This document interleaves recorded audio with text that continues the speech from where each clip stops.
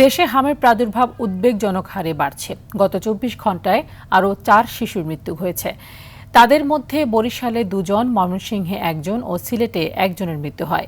হাসপাতাল থেকে আংশিক সুস্থ হয়ে বাড়ি ফেরার কয়েকদিন পরেই শিশুরা ফের অসুস্থ হয়ে পড়ছে এবং আবারও হাসপাতালে ভর্তি হতে হচ্ছে। গত ২৭ দিনে হাম ও এই রোগের উপসর্গ নিয়ে বিভিন্ন হাসপাতালে চিকিৎসা নিয়েছে ১৪,৫৬১ শিশু। তাদের মধ্যে ১৪৪ জনের মৃত্যু হয়েছে। হামের লক্ষণ নিয়ে সবচেয়ে বেশি শিশুর মৃত্যু হয়েছে রাজশাহী বিভাগে।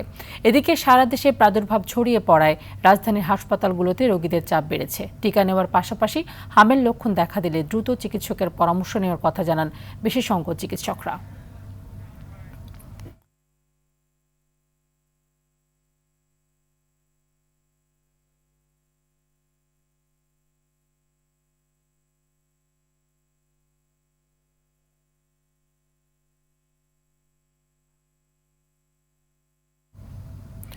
হাম পরিস্থিতি নিয়ে আরও খবর জানাতে বরগুনা থেকে সরাসরি যুক্ত হচ্ছেন সহকর্মী মনির হোসেন কামাল। মনির, বরগুনাতে হাম পরিস্থিতি নিয়ে সর্বশেষ কী তথ্য রয়েছে আপনার কাছে, বিস্তারিত জানাবেন।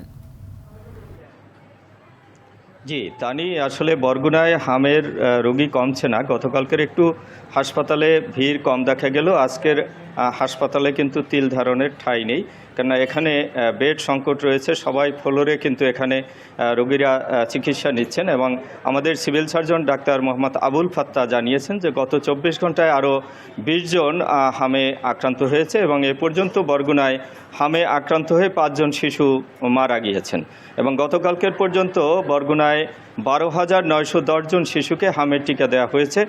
তিনি আরও জানিয়েছেন যে এই সংকট কাটাতে হলে আমাদের মধ্যে সচেতনতা বাড়াতে হবে এবং তিনি আরও জানিয়েছেন যে আজকের হাসপাতালে কিন্তু পরিচ্ছন্নতা অভিযান চালানো হবে।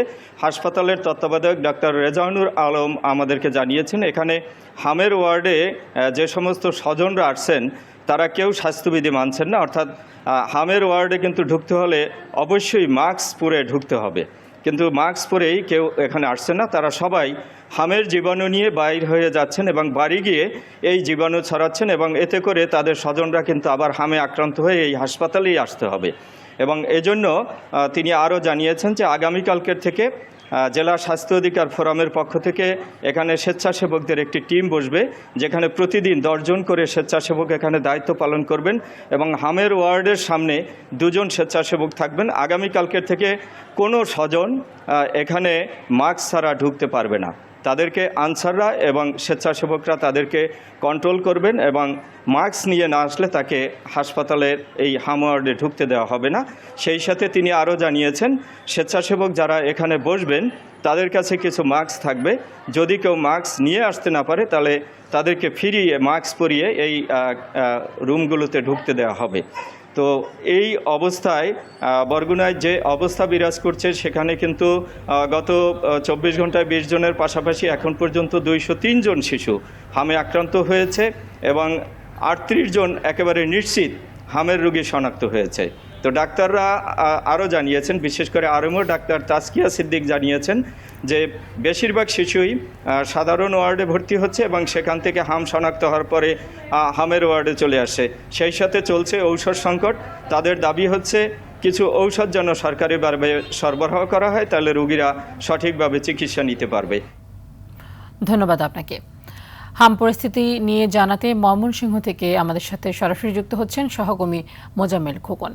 মোজাম্মেল, ময়মনসিংহে হামের সার্বিক কী অবস্থা দেখছেন এবং হামে আক্রান্ত যে শিশুরা তারা যথাযথ চিকিৎসা পাচ্ছে কিনা সবকিছু মিলিয়ে জানাবেন।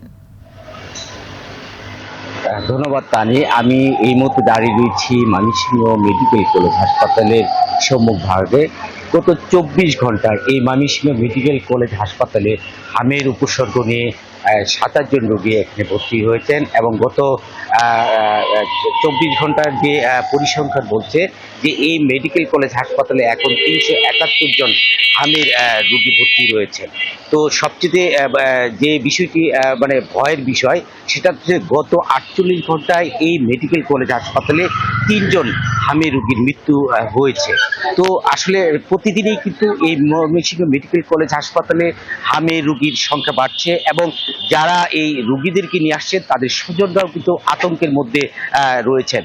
তো আমরা ময়মনসিংহ মেডিকেল কলেজ হাসপাতালের যিনি অ্যাডমিন রয়েছেন মইনুল হক, তার সঙ্গে আমরা কথা বলেছিলাম। তিনি যেমনটি বলছেন যে হামের রোগীদের খুব গভীর নিবিড় পরিচর্যায় রাখা হয়েছে, তাদের জন্য আইসোলেশন ব্যবস্থা করা হয়েছে, এবং তারা যেমনটি বলছেন যে বিশেষ করে শ্বাসকষ্ট হলেই তারা দ্রুত গতিতে চিকিৎসকের পরামর্শ নিতে বলেছেন, এবং তারা বলছেন যে হামের উপসর্গ দেখা দিলে দ্রুত গতিতে হাসপাতালে নিয়ে এসে চিকিৎসা নিতে হবে। তো এমনটি বলছিলেন। তো এই ছিল আমার কাছে ময়মনসিংহ থেকে হাম নিয়ে সর্বশেষ। তানিয়া।